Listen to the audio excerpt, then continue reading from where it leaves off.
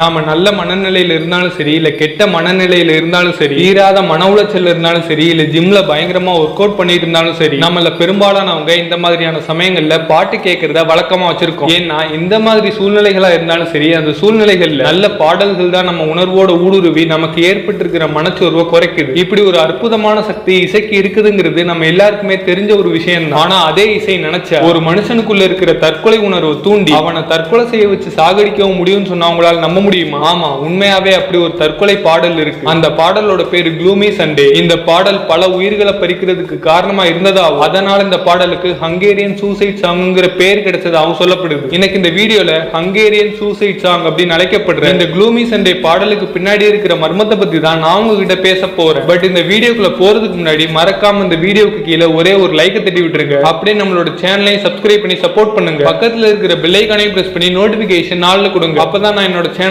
அடுத்தடுத்து போஸ்ட் பண்ற எல்லா வீடியோஸும் உங்களுக்கு நோட்டிபிகேஷன்ல வரும். சோ மறக்காம நான் இப்ப சொன்ன ஸ்டெப்ஸ் எல்லாம் கரெக்டா பண்ணிருங்க. இப்ப வாங்க வீடியோக்குள்ள போகலாம்.